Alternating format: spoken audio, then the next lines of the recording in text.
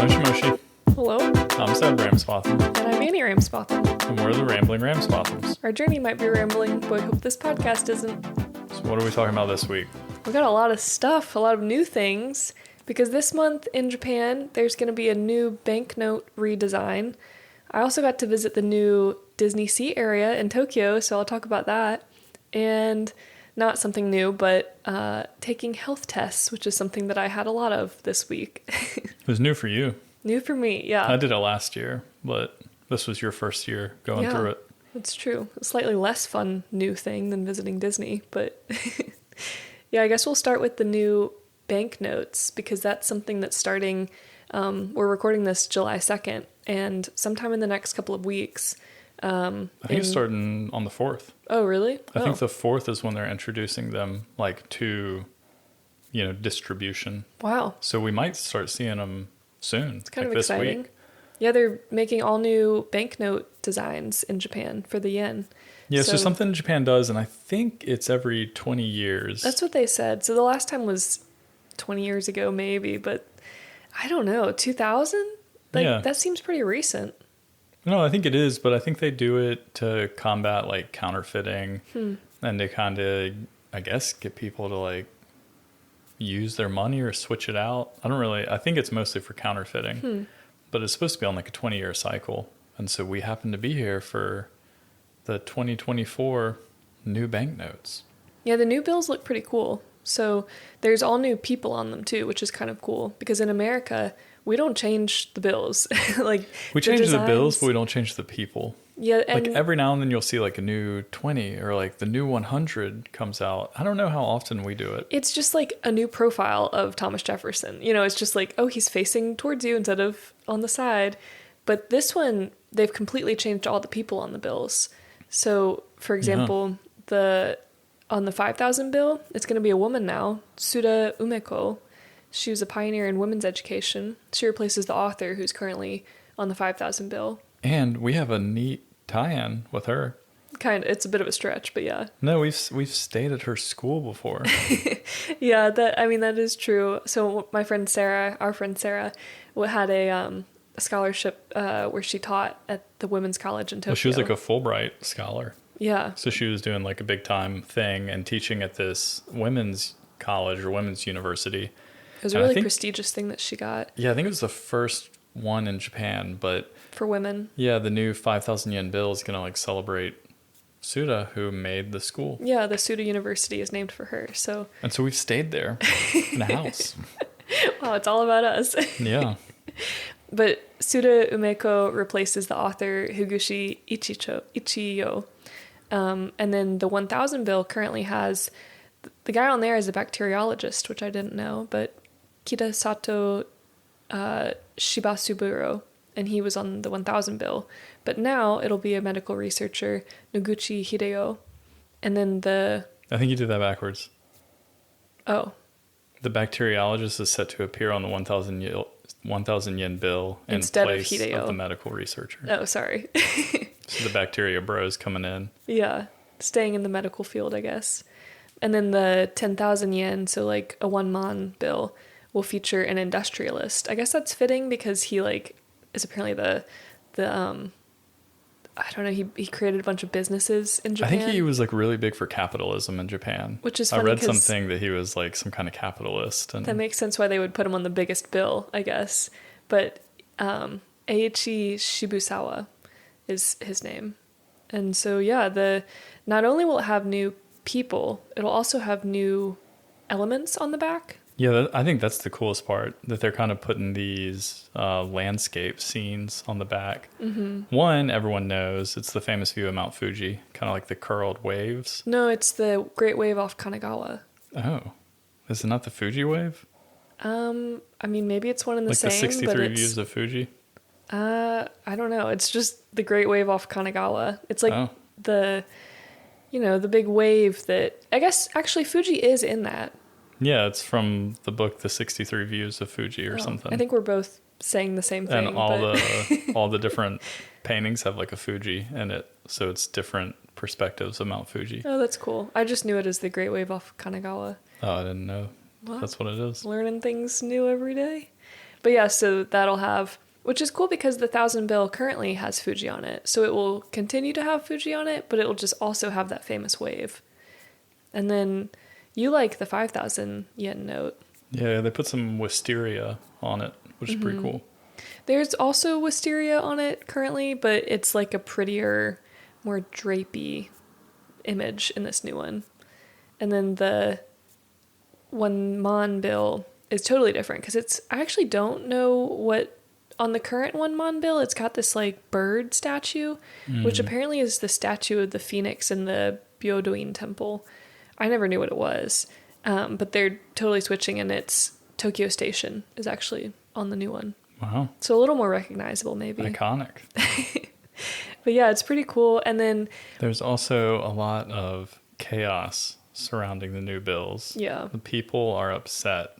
Not because the new bills look super cool, and they're apparently much harder to counterfeit because they implemented the world's first 3D design.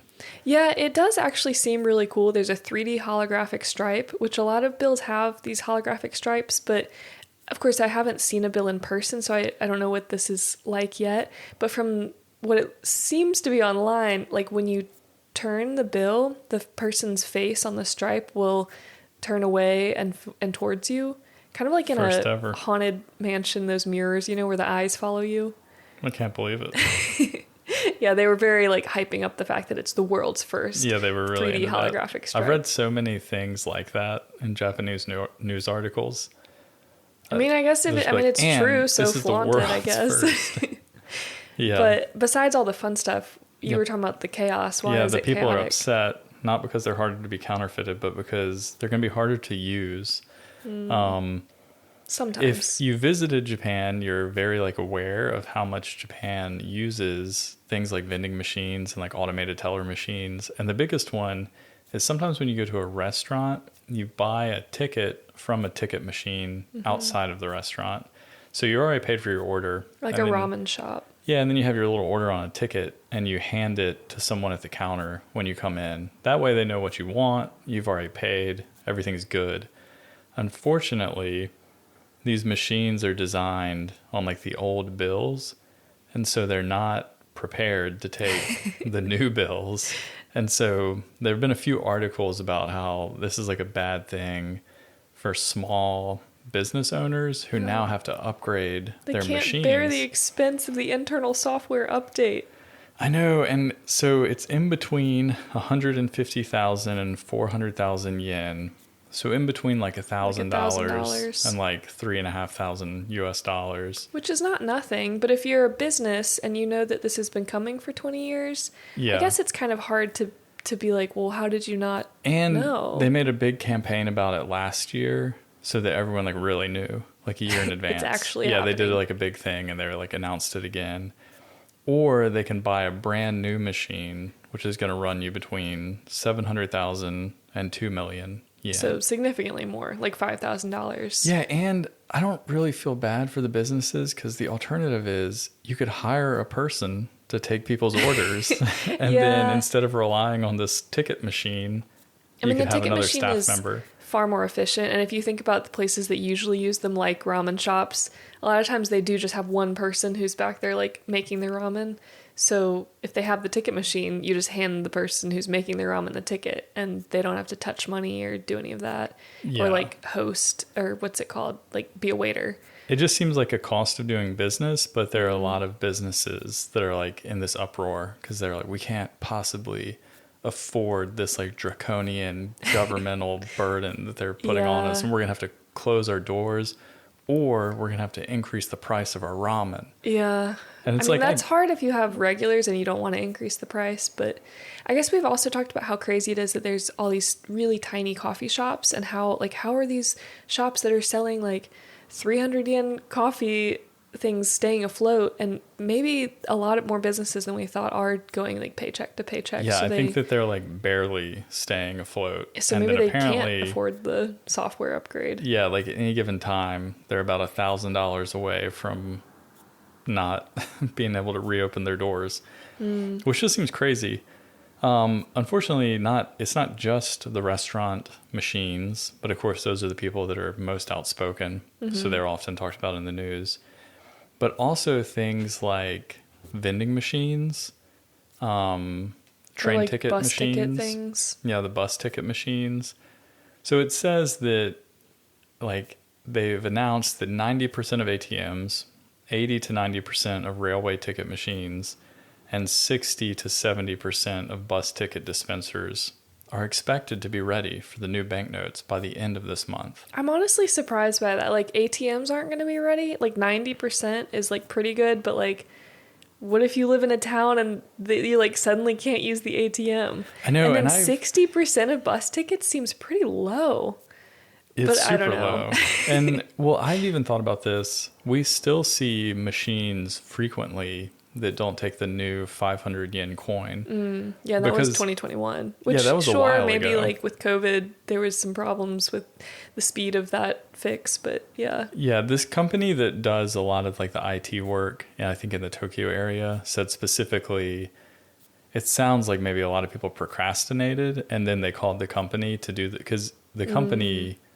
They're probably like, loving this. Yeah, like someone doesn't just come around and upgrade all the machines. Like you own the machine and you need to call someone and tell them to come upgrade the machine. Interesting. And so it sounds like people procrastinated and waited until the last minute. And then they were like, oh yeah, that's happening. And then they tried to call this company and they're like, sorry, we're booked for like the next 3 months. I get it. I mean, I have sympathy for both people in that situation because I would probably, if I had a vending machine, it's like the whole reason you would own one is because it's almost a passive income, you know? You buy a machine and then you just collect the money from it every once in a while. So I totally would be the person that's like, oh yeah. I don't think you would be. I think you would have it on your calendar and you would have called early.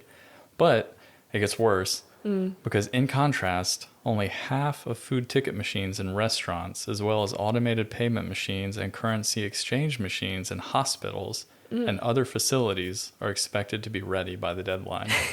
So you might be in the hospital and you can't use your like bills. I guess it's kind of dramatic though, because even though they're going to be introducing the currency, like all the bills I've got in my wallet and like all the bills in the ATMs right now, everything is the old currency. So I feel like it's going to be a while before I actually see one of the new bills, you know, unless I go to a bank and I'm like, give me one of the fresh bills. It'll be interesting to see how quickly we see them. Like, I guess here in Ishikawa, I bet the people in Tokyo get them first. Wow. But yeah, of course, you can still use the old currency. It's just the machines don't recognize it. So if there's a person with a cash register, you can give them the money. And in the article, one of the restaurant owners even said, oh, it's such a burden because now I'm going to have to go to the bank and get new bills. And then when a customer comes in. Like to trade. Yeah, to trade for the old bills. Oh, no. I know. I was like, well, there's your solution, man. Like if you can't spend 150,000 yen, it sounds like you're just going to have to exchange bills for a while. Like I mean, I guess it is an inconvenience, but yeah, it's not. I don't know. Yeah. We don't own a business, so maybe it's a lot bigger inconvenience than we think. But if we did, we would have booked it ahead of time. Well, and unfortunately, it gets even worse. Oh my gosh. Because for the estimated 2.22 million beverage vending machines nationwide, the figure is only 20 to 30%. Yeah, I believe that's ready that. to take the new Because bills. You know how when we've been on bike rides and you're just in the middle of like the countryside and then you're like, wow, there's a vending machine all the way out here in this rice field. That thing's never going to get upgraded. I mean, no, because like you would either have to train the person that refills, like restocks the machine. Maybe that person is capable of like upgrading the unit. You know, it's probably okay though because the coins haven't been upgraded or changed. So like as long Except as you for that have 500 yen coin, can't use that one. Well, you never really could. Like it was always kind of like hit or miss to put those in the machines anyway. Well, that's what I'm saying. They never upgraded the machines. I guess that's the whole point. But yeah, I do think 100 yen coins are still fine. Yeah, I feel like if anyone, it would be unfortunate, but I think what people would do is you already see a lot of vending machines that just use your like IC card, or you can use the phone like tap to pay. I guess. So I feel like people would just Not in the skip the countryside out bills. here. Sometimes the Coca-Cola machines, yeah, they have like a little iCoca thing. So I feel like people would skip the bill upgrade and they would just go straight to the give me the tap to pay upgrade. What bill they didn't do anything to is the 2,000 yen bill because it doesn't exist. It It does exist, but it feels like a little mythical bill. It's only in because Okinawa. I guess you say that, but so we mentioned this a while back, but when we first came to Japan, we took a bunch of dollars out of our bank account and had them converted to yen while we were in America. So we did the money Yeah. order kind of thing where like our bank will give you yen while you're in the country still. And they probably thought that we were joining the army and going to Okinawa. So they were probably like, well, we'll they give them had- the 2,000 yen bills. I got a ton of 2,000 yen bills from the bank, and then we came over here and we're like, oh, we're prepared. We have our money already. And we got rejected by one of the people wouldn't take restaurants. it. Because they were like, where did you get this bill? And I thought they were just being kind of weird because it was an island off of the coast of like the Noto Peninsula. And that's so true. I was just like, well, there's not a lot of traffic out here, so maybe they do think It this is is kind of real shady. countryside. So I was like, whatever. But since then, I never have seen a 2,000 yen bill. Like once we spent all of those. Yeah, that was the only time I ever saw it. Yeah. And it's so uncommon that it's not even in pictures. Like a lot of vending machine, like these ticket machines we're talking about, a lot of them when you go to them, you can, for now, use bills. Mm-hmm. And they'll say like which bills they take. Yeah, it'll have like a picture of 1,000, a 5,000, and a 10,000, but it won't have the 2,000 on there. Yeah. I've like heard or read that it's an Okinawa thing. Well, it'll be cool to see. I'm excited to see the new bills. I can't wait. We'll have to, maybe people, listeners, you should send us an email when you think we'll see our first one. And whoever guesses the closest date to our first bill sighting. Get a shout out. Yeah, why not? We'll send you a postcard or something. I don't know. Something. Yeah. We'll send you a 500 yen coin that you can't use. No, anywhere. that's heavy in the mail. Yeah, we can't. We're not doing that. We need them. Anyway, we were talking about One other new place things. that's prepared for the new bills, I bet. I bet Disney's prepared. So, did you know that the Tokyo Disney Resort was the first international Disney park outside the U.S.? So first there was Really? Disney World in Florida. And That's then actually surprising because I would have guessed it was the Paris No, one. Paris came after Tokyo. That's incredible. I know. Japanese people love Disney. They really, yeah. So there was first Disney World, of course, and then Disneyland opened in California, which is significantly smaller. And then once they had both those going in the 80s, they were like, yeah, okay, we can look at the different bids because other cities around the world were like, we want one of these theme parks. And Tokyo seemed like a promising thing because it was so close. The land that's in Chiba is so close to Tokyo, which is this massive metropolitan area. So also, this was in 1983, so that's like prime Japan in their bubble economy, where everyone thought that they were just going to be rich forever and people had too much money. It's a great time to open a theme park. Well, exactly. So I bet they paid so much money to open that thing. It was successful, and then Disney Sea was opened in 2001, which is the only Disney Sea that's like that exists. There's not like a huge difference. It kind of is just a different section of Disneyland, but it is harbor themed, like more nautical themed. So there's 7 theme zones, and they're called ports of call, and they're supposed to be like harbors. And then instead of parades, they have boat shows. Incredible. Yeah, and they have more like nautical themed, like Ariel has a land there and stuff like that. So that opened in 2001. And the largest expansion that Tokyo Disney Sea has ever had just opened a month ago on June 6th. And it's called Fantasy Springs. And it's got 4 main, I guess, like focuses of Fantasy Springs. So Frozen, Elsa and Anna, they've got their land, so you can visit Arendelle. And then Rapunzel has a ride and kind of a tower in an area.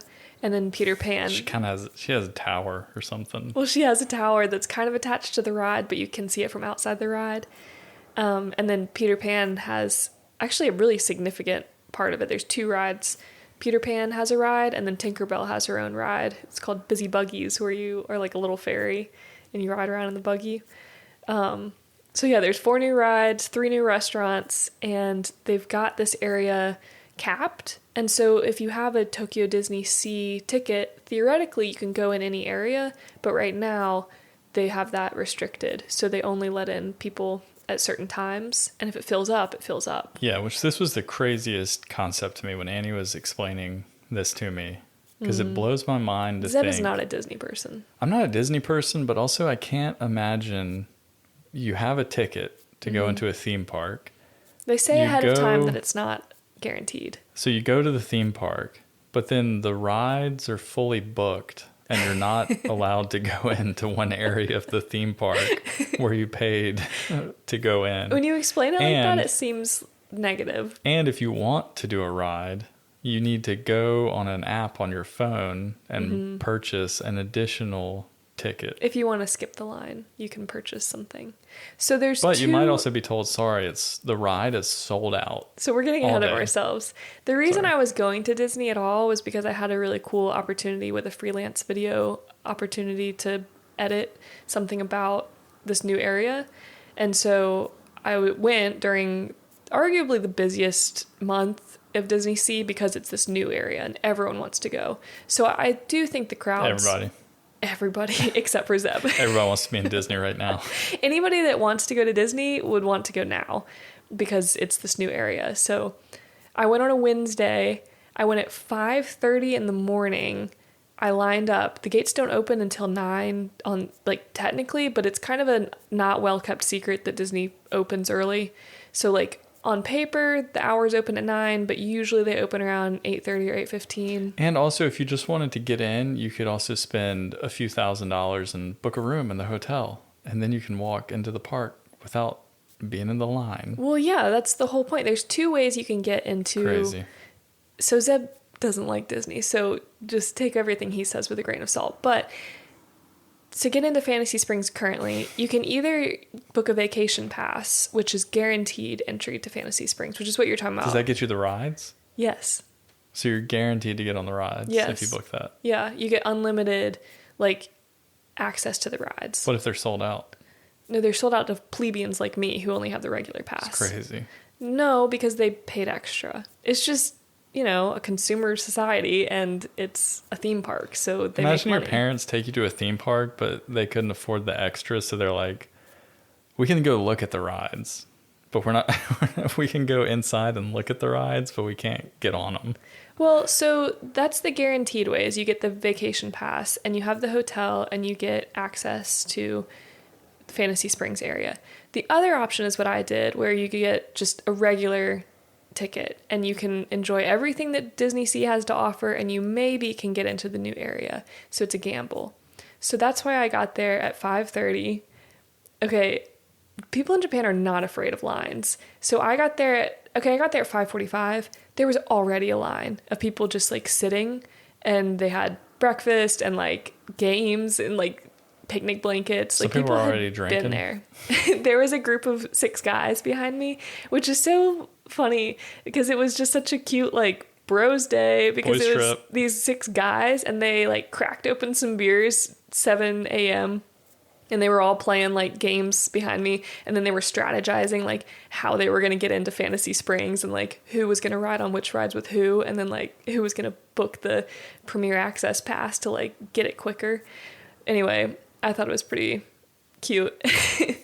So the reason everyone's waiting so early is because even though we all had tickets to enter the park, this app that Zeb was talking about, you can't book a spot on a ride until you have entered the park. So once your admission ticket is scanned, you can either get a standby pass, which is free.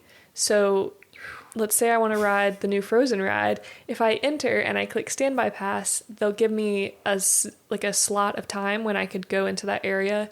So at from 10 to 12, I can go in there and get in that line. Once that books up, though, you have the opportunity to do a priority access, which you can skip the line, but it costs 2,000 yen, so $15. And so that's the only additional payment. But those have a limited amount of spots because otherwise there would be no point to pay if there's no spots. They're not going to take people's money if they can't offer the seat. Yeah, the ride might sell out. It did sell out. So Zeb thinks it's crazy, but he doesn't understand. So we went to Disney a lot. I don't understand Disney. We went to Disney a lot. It's a special place. I wouldn't describe myself as a Disney adult, but I do understand, you can't go thinking that it's going to be rides. You have to go if you want to be immersed in a fantasy world. So if you go and you're I want to ride after ride, just constantly a theme park, carnival type ride, It's not really the point. The point is more like I'm going to walk around a magical pretend world, and the detail in just like walking around the park is fun. Like the same way that just walking around a city is fun. And you can get food and you can go to all these other things that aren't rides. Like I rode a train from the marine area to America Harbor, which was really funny because I got off in what Japan's idea of New York is. And you can, all the restaurants are themed as well. So if you're just trying to ride rides, which is what Zeb is doing, then of course, yeah, you're not going to have a good time. But that's why I didn't bring Zeb with me. I guess so. It just, yeah. So I don't get it. Well, fast forward to, so from 5:45 to 8:15, I was just waiting there in line, but I was prepared to wait. So they opened the gates at 8:15, which is earlier than I thought, honestly. So that was cool. I go inside, everyone, immediately opens their app and they're trying to like book things really fast. I thought that I was going to just jump straight to the priority access one. I was like, I'll just go ahead and pay 2,000 yen because I want to ride Frozen or Rapunzel. And as I got a spot, I went to the card payment. It's loading. They're like, card verification. I'm like, okay. So then I get like the code sent to me. I type it in and they're like, verification failed. And then the app like closes out. And then at that point, there's no time left. And I was like, no. And so I just booked the standby pass, which is free, which is what I should have done immediately, but it's fine. So I got a spot. It's fine. I'm fine. I was disappointed, but I did get a spot in the Peter Pan. Disappointed by Disney? Yeah. The most magical place on earth? It is. I don't think that going there during the month that it opened this new area without a vacation pass was the right move, Like, I'm not surprised. Because there's a reason. I guess so. You don't think it's just always going to be like that? No. I think it's going to be popular, but I think, like, the crazy, like, we gotta go see the new thing will fade out.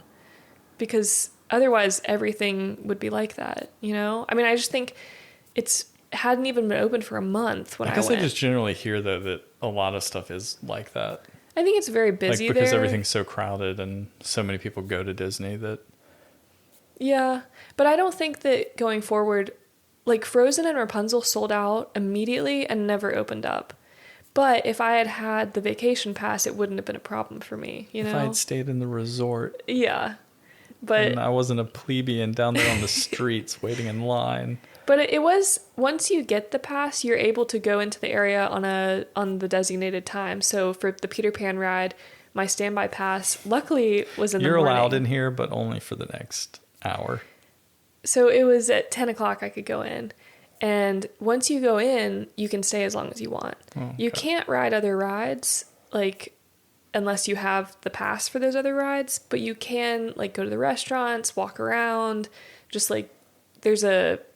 Peter Pan has the ship, the pirate ship. You can just go on stuff like that. So there's just like walking around the new fantasy world is kind of like fun in itself.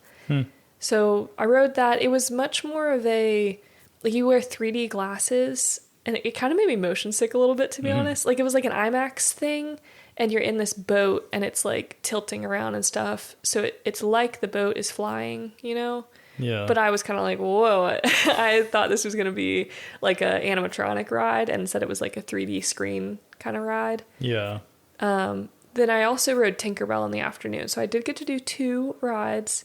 And the Tinkerbell Busy Buggies, it's aimed at a younger audience, they said. And it was like very relaxed. It was so like... you got like the child ride. Yeah. It was super cute though. You're waiting in the line and it's like you're a fairy. So you walk through this garden and it's kind of like the Honey, I Shrunk the Kids thing in Disney World. Yeah, the pictures that you showed me of like the waiting in line did look... It was really cute. Yeah. It was like you were a fairy and then you're going into like a cigar box or like a crayon box kind of thing. And the idea of the ride is that the fairies are little delivery people and you have to help them make some mail deliveries around the forest or something. Like people need their little string and buttons or whatever they need. So you get in a little cart and it goes around. And there was a little section where you go through a little hive and they puffed out some honey scent, so it smelled like honey and that was kind of cute. And then I don't know. It was just a very like quaint little ride. It was very short, but I was a fan because that one was actually outside. And so I saw one that was super inside 3D screen, and then another one that was like more traditional outside thing. That's good. Yeah. I'm glad you had fun. I did have a good time. I think I want to go back when it's like calms down a bit because it was a little more stressful than I would have liked. And it was super reliant on the app. So if you don't have Wi-Fi or like a cell signal, you like can't enjoy Disney, which is kind of crazy. Like you need the app, at least right now for that section. So because you can't just wait in a line, you have to have the standby pass or the paid pass, and the paid pass sells out. See, that's wild to me too that you can't just wait in a line. I think just for now because there's so much demand.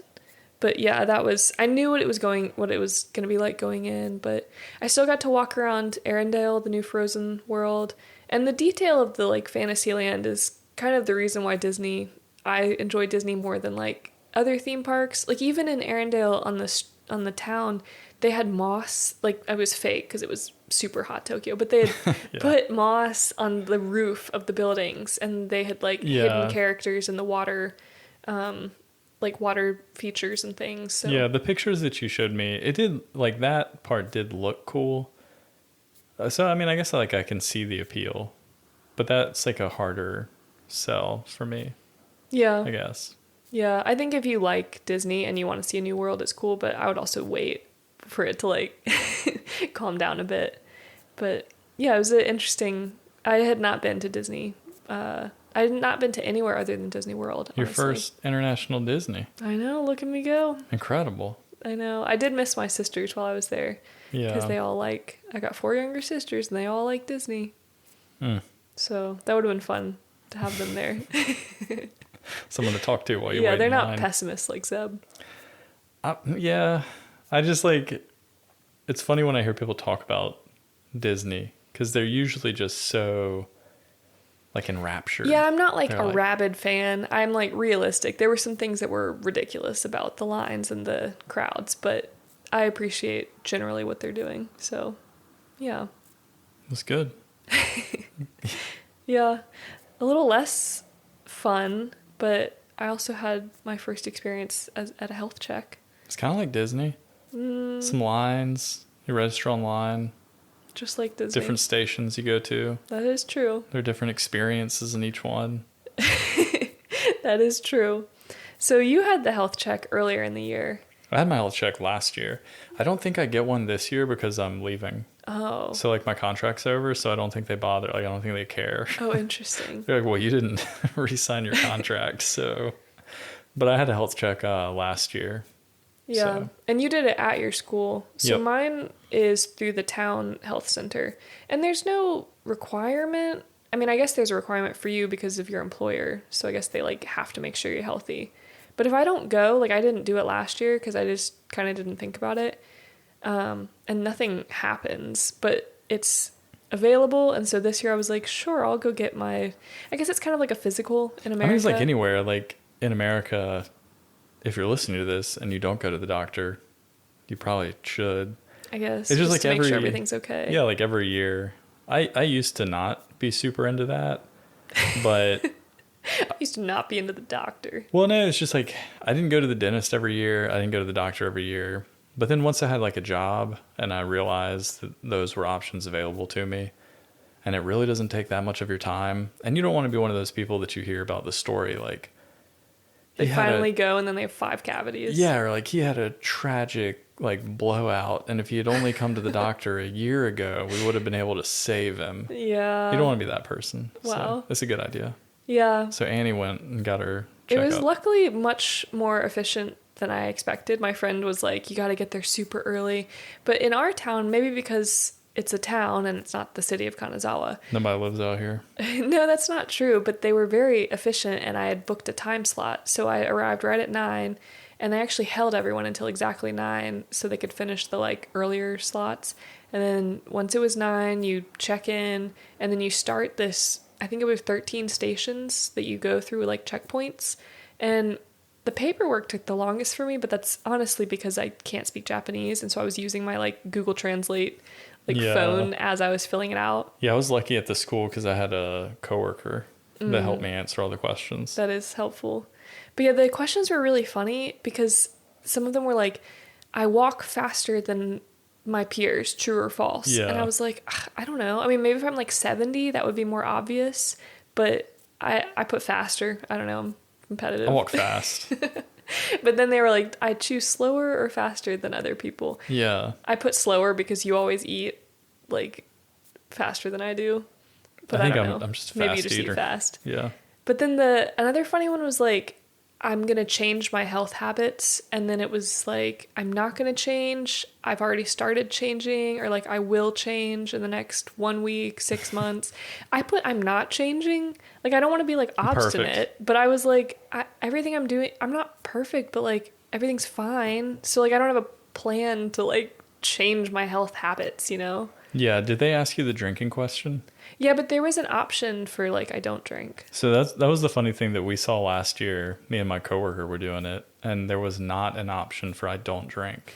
The option was only like I don't drink a lot. Yeah, it was like I don't drink often, and then it had like a listed number of drinks per week. But it was like 1 to something. It wasn't 0. Interesting. And me and my coworker that were doing it, neither of us were drinking Yeah. at the time, so we were both like, "Well, how do we put we don't drink?" Yeah, I remember. It's like if someone asks you, like, "Oh, do you smoke cigarettes?" and then you can't say no. Yeah, you have it's to just say, kind of like infrequently. "Yeah, I smoke 1 cigarette a month." Yeah, it's kind of odd. I remember you telling me that, and so I noticed that they did actually have that as an option. But yeah, the whole thing also was with my insurance. I think it would have been just 300 yen or 600 yen actually, which is like $4 for just the basic check. And then I paid extra to get a bone density check because I don't know what that is, and it was recommended for women my age. It was recommended for honestly all women over like 25. So I was like, sure, for 300 you got that yen, problem. Got them weak, brittle bones. I'll check my bone density. And then the other thing was, it was only 300 yen for a cervical cancer screening. So I was like, sure, I haven't done that in a couple years. It's not fun, but like, yeah, they can tell me if I've got cancer or not. So after I did you won't be the person that has the tragic blowout. Yeah, I hope if not. If only she had come a year earlier. But I was surprised by like how quickly they move everyone through and how much they gathered from me, I guess. Like, they collected your urine, they collected your blood, they do a blood pressure test, and then another really interesting thing, they measure your stomach with a tape measure, which they've never done that in America. Of course, they do like your weight and your height. And then they asked me, they were like, does this seem right? And I was like, I don't know. Like, I don't want to be like, I never weigh myself because I don't like to. But I was like, sure, seems fine. I don't know if he was just asking so that I wasn't like, that's not how much I weigh. It's probably, have you seen this? Have you seen this number? Is this right?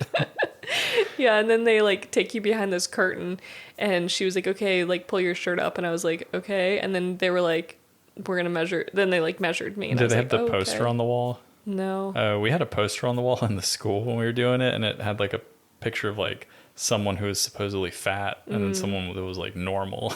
Dang. And then it had the measurement like written out Wow. next to them. So it was like, if you're at this, like you're fat. Wow. They did have like a caloric intake, like an example meal of like a healthy meal. And I don't know who they were advertising this to, but the calories added up to 1,300 calories, which is like Insane. not enough to sustain you. Like you can barely get enough nutrients Like maybe to survive. a toddler or like a sedentary grandma.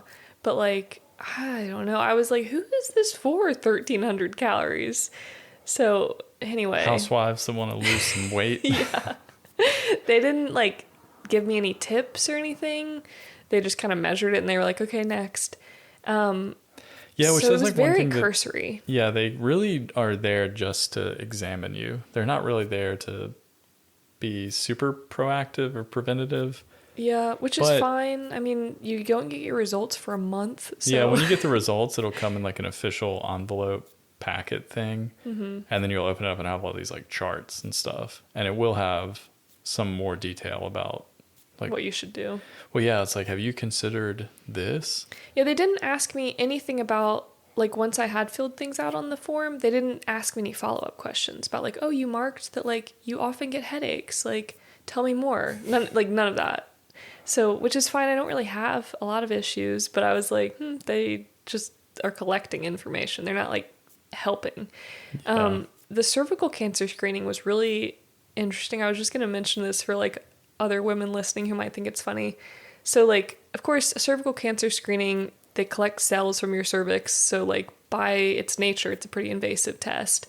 But I thought it was kind of funny because when you go into the room where they do the test, there's actually a curtain between the chair and the people behind the curtain, the doctors, which I guess they do that for privacy, but it made it weirder for me because they kind of were like, they put their hand under the curtain and I was like, oh, here's my papers. And they were like, okay, like, is this your first time? And I was like, well, I've done it in America, but like first time in Japan.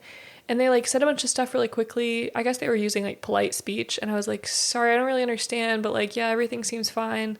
And they were like, no, take your pants off. And I was like, oh, okay, yeah, like right now. And they were like, yeah.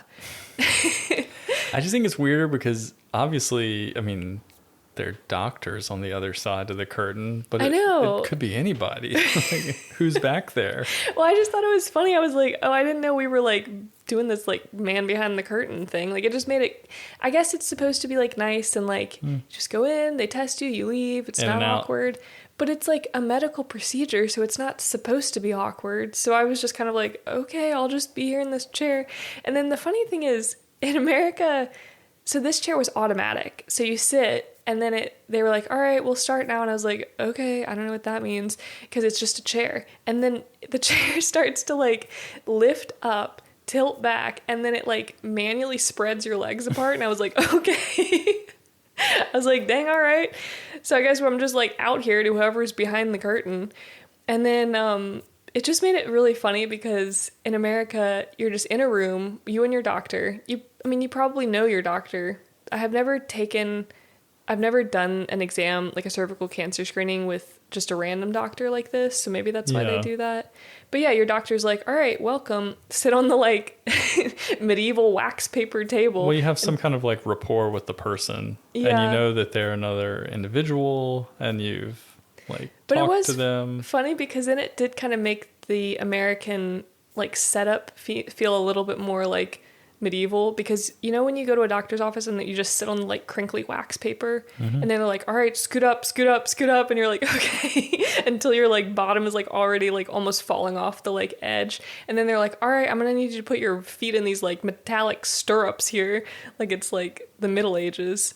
So yeah, maybe that's not any better, but the whole like mechanical chair was like cracking me up.